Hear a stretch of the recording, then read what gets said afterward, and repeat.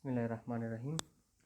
आज हम डिस्कस करने जा रहे हैं डायबिटीज़ मेलाइटस कि अगर किसी को डायबिटीज़ मेलाइटस है और वो एनेस्थीसिया के लिए प्रेजेंट हो जाती है फॉर द सर्जरी, तो हम इसको किस तरह एनेस्थेटिक पॉइंट ऑफ व्यू से मैनेज करेंगे। सो डायबिटीज़ मेलाइटस हम उस कंडीशन को कहते हैं जिसमें हमारे जो ब्लड ग्लूकोज लेवल है, यानी ब्लड के अंदर जो ग्लूकोज का नॉर्मल अमाउंट होते हैं उससे वो ज़्यादा हो जाते हैं, और वो बेसिकली ज़्यादा होते हैं due to the endocrine disease. अब इस कंडीशन के अंदर जो ग्लूकोज होते हैं वो हमारे बॉडी के सेल उसको प्रॉपरली मेटाबोलाइज नहीं कर पाते। तो अगर वो मेटाबोलाइज नहीं कर पाते तो इसकी वजह से ग्लूकोज का लेवल इनसाइड द ब्लड बढ़ जाते हैं, और इस कंडीशन जब ग्लूकोज का लेवल ब्लड में ज़्यादा होते हैं तो हम इसको हाइपरग्लाइसीमिया कहते हैं। और ये primarily due to the endocrine disease, मैंने आपको बता दिया कि वो उससे होता है। तो उस एंडोक्राइन डिजीज़ में बेसिकली होते हैं due to the deficiency of hormone called insulin, क्योंकि ग्लूकोज के मेटाबॉलिज्म होते हैं with the help of insulin. तो अगर आपके साथ इंसुलिन की डिफिशियंसी है तो इसमें फिर ग्लूकोज की मेटाबॉलिज्म नहीं होगी और ब्लड में ग्लूकोज का अमाउंट बढ़ेगा, जिसको हम डायबिटीज़ मेलाइटस या हाइपरग्लाइसीमिया कहते हैं। अब इंसुलिन क्या है? So it is secreted by pancreas. अब पेनक्रियास में एक पोर्शन एरिया होता है जिसको हम कहते हैं आइसलेट ऑफ लंगरहैंस। उसमें मुख्तलिफ सेल होते हैं, अल्फा सेल होते हैं, बीटा सेल होते हैं एंड डेल्टा सेल होते हैं। तो बेसिकली जो बीटा सेल है वो इंसुलिन को सिक्रेट करते हैं इनसाइड द ब्लड। और पेनक्रियास तो एंडोक्राइन ग्लैंड है, आप लोगों को पता भी है। तो वो कंडीशन जिसमें एंडोक्राइन प्रॉपरली इंसुलिन को प्रोड्यूस नहीं करते, तो इसी वजह से फिर डायबिटीज़ मेलाइटस डेवलप होते हैं। अगर हमारे पास इंसुलिन नहीं है तो ब्लड में ग्लूकोज का लेवल बढ़ेगा कि उनकी सेल इसको मेटाबोलाइज नहीं कर पाएंगे।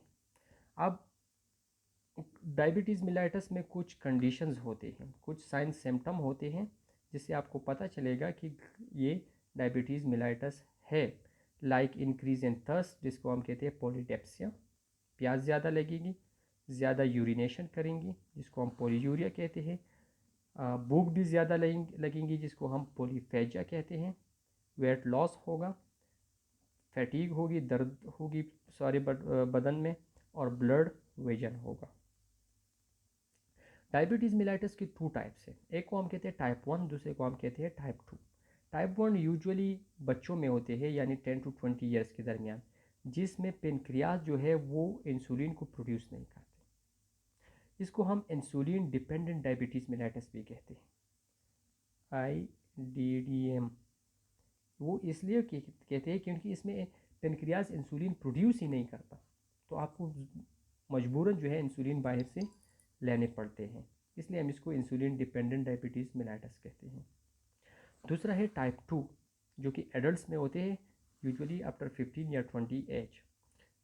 इसमें इंसुलिन तो प्रोड्यूस होते हैं लेकिन हमारी बॉडी उसको रेजिस्ट करते हैं ताकि वो अपना फंक्शन परफॉर्म ना करे, या इंसुलिन प्रोड्यूस होते हैं लेकिन वो कम होते हैं, इनफ नहीं होता। तो इसी बेस पे इन दोनों कंडीशन में या तो इंसुलिन बॉडी रेजिस्ट करते हैं, उसको मुजाहिमत प्रोड्यूस करते हैं, या कम प्रोड्यूस होते हैं लेकिन प्रोड्यूस होते हैं। तो इसीलिए हमें इसमें बाहर से इंसुलिन लगानी नहीं पड़ती, तो इसलिए इसको कहते हैं non insulin dependent diabetes mellitus, क्योंकि इसमें इंसुलिन है आपके पास। अब हाइपरग्लाइसीमिया आप कब कहेंगे? तो ना, जो ग्लूकोज का लेवल है ब्लड में अगर वो 200 मिलीग्राम पर डेसीलीटर से ज़्यादा हो जाते हैं तो हम कहते हैं कि ये हाइपरग्लाइसीमिक पेशेंट हैं या प्री डायबिटिक पेशेंट हैं। नॉर्मली जो हमारे पास है वो 70 to 140 है, ठीक है, लेकिन अक्सर आप खुराक ज़्यादा कर जाते हैं या ज़्यादा शुगर लेते हैं तो इससे भी बढ़ सकते हैं, लेकिन जब 200 को क्रॉस कर जाते हैं तो हम कहते हैं कि हाइपरग्लाइसीमिया या प्री डायबिटिक है। अगर 250 या इससे ज़्यादा हो गई तो फिर हम इसको कहते हैं बॉर्डरलाइन डायबिटीज़। लेकिन अगर आपके साथ 300 से ज़्यादा हो गई तो फिर हम इसको डायबिटिक पेशेंट कहेंगे, हम उसको डायबिटिक कंसिडर करेंगे। नॉर्मल का वैल्यू आप लोगों के साथ दिया गया है। RBS का मतलब है रैंडम ब्लड शुगर यानी खुराक के बाद, और FBS का मतलब है खुराक से पहले यानी फास्टिंग ब्लड शुगर। कॉम्प्लिकेशन क्या हो सकते हैं डायबिटीज़ से?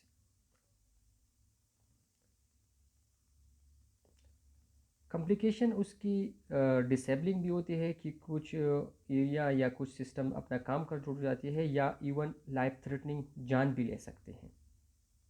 तो कॉम्प्लिकेशन कार्डियोवास्कुलर सिस्टम की भी हो सकती है, नर्वस सिस्टम की भी, किडनी, आई, और इसके अलावा इन्फेक्शन वगैरह भी हो सकते हैं। अब कार्डियोवास्कुलर सिस्टम की क्या कॉम्प्लिकेशन होगी? So it increase the risk of cardiovascular problem including, हमने पहले लेक्चर में डिस्कस किया था कि diabetes is one of the cause of the coronary artery disease या इस्कीमिक हार्ट डिजीज़, जिसमें बेसिकली चेस्ट पेन या एंजाइना होते हैं और हार्ट अटैक, MI। इसके अलावा स्ट्रोक भी हो सकते हैं, ठीक है, और narrowing of the arteries, atherosclerosis which ultimately lead to the coronary artery या इस्कीमिक हार्ट डिजीज़।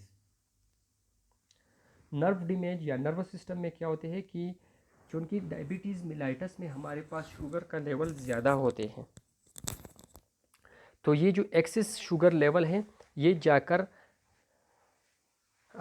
नर्व्स जो होते हैं उसकी, या ब्लड वेसल जो होते हैं उसके वॉल के साथ उसके वॉल को इंजर्ड करते हैं।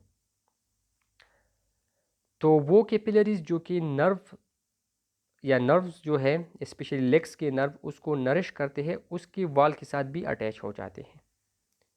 तो फिर जो नर्व्स हैं वो अपना फंक्शन सही तरह से परफॉर्म नहीं करते क्योंकि उसको न्यूट्रिशन नहीं मिलती। तो इसकी वजह से उस एरिया में पर्टिकुलरली लेग्स में या फिंगर्स में हमारे पास क्या होते हैं, नमनेस होते हैं। वो हम जो कहते हैं कि वो अजीब सा वो फीलिंग उसमें होते हैं, यानी वो सही तरह से काम नहीं करते। इसके अलावा बर्निंग भी होती है, सोजिश होती है फुट एंड फिंगर्स में। तो ये जो पेशेंट होते हैं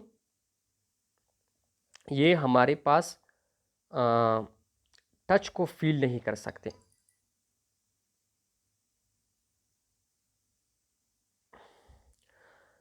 इसके अलावा नर्व डैमेज जो है, जब वो डायबिटीज़ मेलाइटिस की वजह से अगर नर्व डैमेज होते हैं तो हम इसको डायबिटिक न्यूरोपैथी कहते हैं, and it is one of the most common complication of diabetes.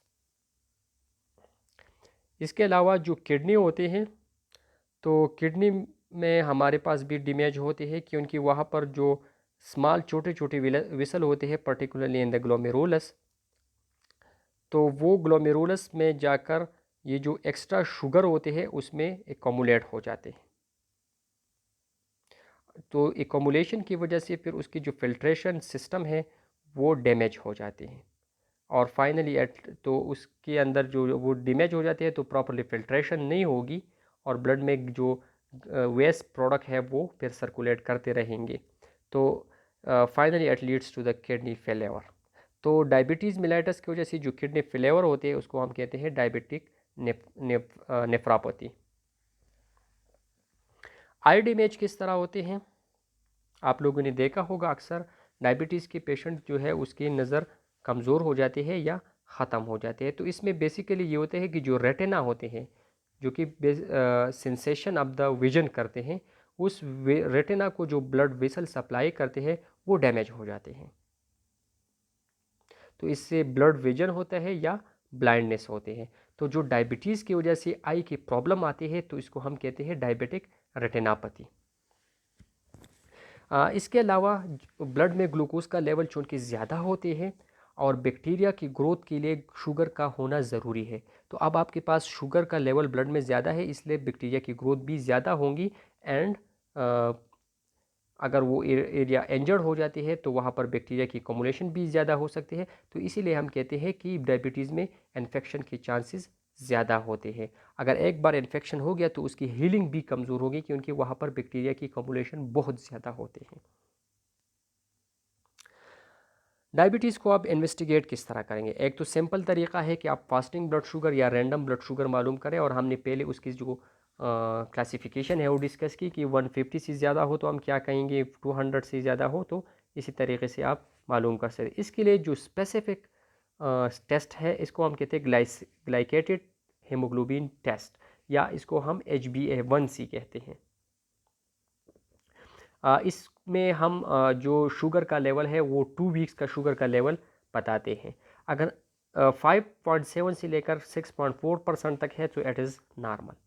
अगर 6.5 है यानी 6.4 से ज़्यादा है तो हम इसको प्री डायबिटीज़, अगर 7.5 या उससे ज़्यादा है तो हम इसको बॉर्डर लाइन डायबिटीज़, और अगर 7.5 या उससे ज़्यादा है तो फिर हम इसको कन्फर्म डायबिटीज़ कहेंगे। मैनेजमेंट आप किस तरह करेंगे? मेडिकल मैनेजमेंट में इंक्लूड है लाइफस्टाइल मॉडिफिकेशन, कि आप अपने डाइट जो है उसमें शुगर कम लें, ठीक है, और एक्सरसाइज ज़्यादा करें। ब्लड शुगर को मॉनिटर करें 4 to 8 टाइम पर डे, और इसके अलावा इंसुलिन जो है उसको करें। अगर कंफर्म डायबिटीज़ है और अपर लेवल पर रहते हैं तो इसमें फिर मुख्तलिफ किस्म है, rapid acting, long acting, intermediate acting, और इसको हम एक कहाँ पर लगाते हैं, एब्डोमिन स्किन या ओरल। हम ओरल जो है हम उसको नहीं ले सकते, ओरल उसके लिए मेडिकेशंस है। लेकिन मेडिकेशन आप यूजुअली जो प्री डायबिटिक स्टेज होते हैं या हाइपरग्लाइसीमिक स्टेज होते हैं तो उसमें आप, या बॉर्डर लाइन स्टेज में भी आप ले सकते हैं।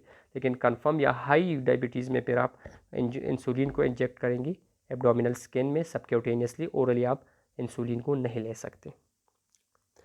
इसके अलावा मेडिकेशन में क्या इंक्लूड है, कौन कौन से ड्रग आप ले सकते हैं?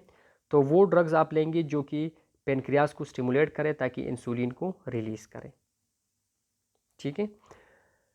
और कुछ इस तरह है कि जो प्रोडक्शन और release of glucose from the liver को इनहिबिट करते हैं ताकि ग्लूकोज जो है वो लीवर ही में रहे, बाहर ना निकले।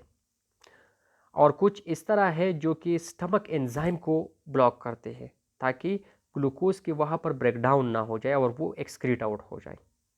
तो इसे ये जो डायबिटिक ड्रग है, एंटी डायबिटिक ड्रग, इसमें मुख्तलिफ ड्रग है लाइक मेटफार्मिन, ग्लिमिपेराइड एक्सेट्रा, ये ड्रग्स उसमें इंक्लूड हैं।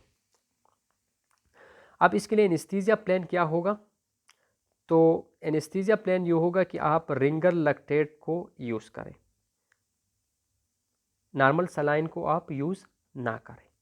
इसके अलावा स्टीरॉइड्स जो है उसको भी अवॉइड करें, और कंटिन्यूसली जो है आप ड्यूरिंग द सर्जरी ग्लूकोज को 1 आवरली आप मॉनिटर करें। तो उसी बेस पे फिर आप उसकी इंसुलिन लगाने की ज़रूरत है या नहीं है वो आप देखिए स्लाइडिंग स्केल की थ्रू आप मालूम करेंगे।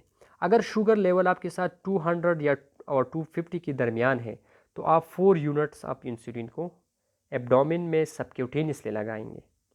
अगर 250 to 300 है तो 6 यूनिट, 300 to 350 है तो 8 यूनिट्स, 350 to 400 है तो 10 यूनिट्स, 4 to 450 है तो 12 यूनिट्स, और अगर इससे ज़्यादा है तो फिर आप 16 यूनिट इंसुलिन लगाएंगे। ये उसकी स्लाइडिंग स्केल है, ये बहुत इंपॉर्टेंट है, इसको याद रखें। तो this is about the diabetic patient कि आप इसको इस एनेस्थीसिया में इसकी मैनेजमेंट क्या है। इसमें जो स्लाइडिंग स्केल है ये बहुत ही इंपॉर्टेंट है। इसके अलावा आप स्टीरॉयड को अवॉइड करें, ठीक है, और रिंगर लैक्टेट को यूज़ करें इंस्टेड ऑफ नॉर्मल सलाइन। इसमें अगर किसी का कोई क्वेश्चन हो तो फिर आप लोग पूछ सकते हैं। Thank you very much.